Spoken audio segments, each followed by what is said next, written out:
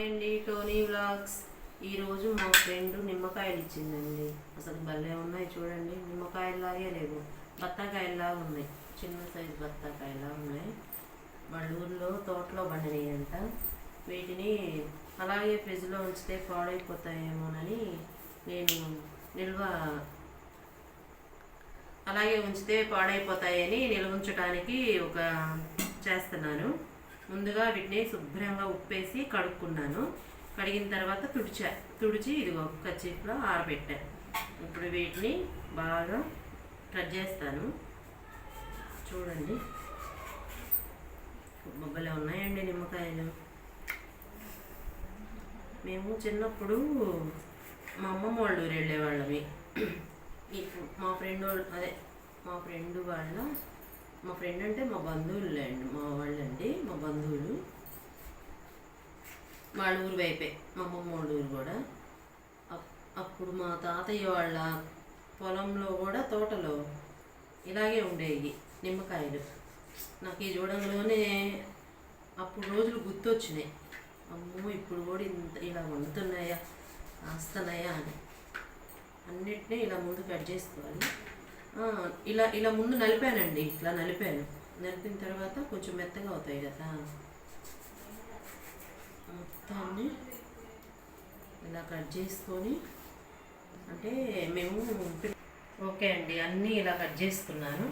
ఇలా కట్ చేసుకొని ఇప్పుడు వీటిని నిమ్మకాయలు ఉప్పుకునే దాంట్లో పెట్టి మొత్తం రసం, అసలు భలే ఉన్నాయండి కాయలు.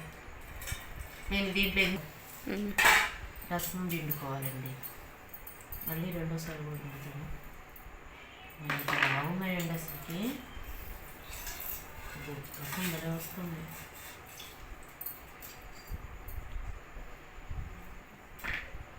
బత్తాకాయలాగా ఉన్నాయి. దీనికి కూడా సరిపోవట్లా ఒత్తుతుంటే.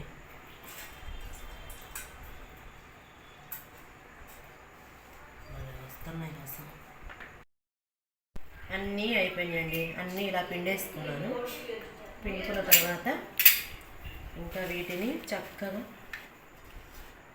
దీంట్లో ఎందుకు వేసుకున్నానంటే, ఇది ఉంది కదా సీసాలోకి వడకట్టుకోవడానికి ఈజీగా ఉన్నిద్దని ఇవన్నీ ఒక గాజు సీసాలోకి వడకట్టుకున్నాము.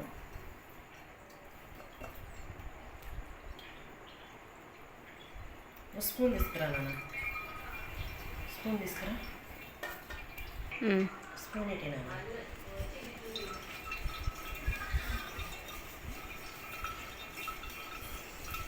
అంటే దీంట్లో ఉప్పులు ఉంటాయి కదా, అందుకని తొందరగా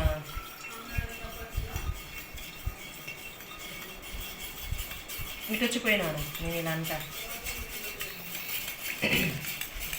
కూర్చో, బాగా వేస్తాను. ఈ అబ్బాయి మా అబ్బాయి అండి. స్లోగా పైకి ఎక్కువ, అంటే తొక్కులు ఉంటాయి కదండి, అందుకని అడ్డుపడతాయని.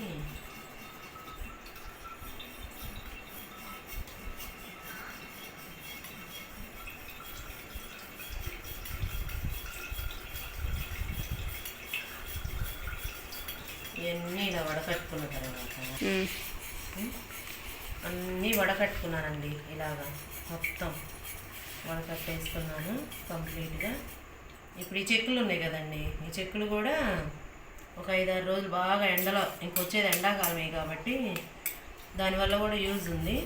ఎండలో ఎండబెట్టి బాగా ఎండిన తర్వాత కొంచెం మందారం ఆకు కూడా ఎండబెట్టి రెండు కలిపి బాగా మిక్సీకి వేసి పెట్టామనుకో, తలకి కొంచెం పెరుగులో నానబెట్టి మందారం ఆకు, మెంతులు, ఇది కూడా ఎండిన తర్వాత, మందారం ఆకు కూడా ఎండిన తర్వాత మెంతులు కూడా వేసి మిక్సీ వేసి ఇన్స్టెంట్గా అనమాట పౌడరు చేసి పెట్టుకున్నాక, ఇంకా నైటు పెరుగులో 2 స్పూన్లు నానబెట్టుకొని ఇంకా తలకు పెట్టుకున్నాం అనుకో, తలకి బాగా స్మూత్గా ఉంటుంది, చుండ్రున్న తగ్గిద్దండి. దానికి యూజ్ అవుతుంది. అవి కూడా పడేయను, నేను వాడతా, అవి కూడా వాడతాను. ఏది వేస్ట్ చేయనండి. నాకు తెలిసినంతలో ప్రతిదీ మంచిగా ఉపయోగించుకుంటాను. అలాగే దీంట్లో ఇవ్వండి చాలా వచ్చినాయండి. మేము ఎక్కువ నిమ్మకాయ పులిహోర చేసుకోము, చింతపండు పులిహోరే చేసుకుంటాం ఎక్కువ. కానీ అప్పుడప్పుడు మా అబ్బాయి క్యారేజీలోకి, పప్పులోకి, బిర్యానీలు అవి చేసుకుంటాం కదా, అలాంటి వాటిల్లోకి ఉపయోగం అనమాట. వాటిలోకి ఉపయోగించుకుంటాను. అందుకే కాబట్టి వేస్ట్ అయిపోతాయేమో నిమ్మకాయలు ఫ్రిడ్జ్లో పెడితే, ఎంతో ఇష్టంగా ఇచ్చినప్పుడు వాటిని మనం వేస్ట్ చేసి పడేస్తే బాధ కదండి. అందుకని ఇలా చేసుకొని దీంట్లో కొంచెం కళ్ళుప్పు అనమాట. కొంతమంది పసుపు కూడా వేసుకుంటారు. పసుపు వేస్తే ఓన్లీ పులిహోరకి వాటికే ఉపయోగం అనమాట.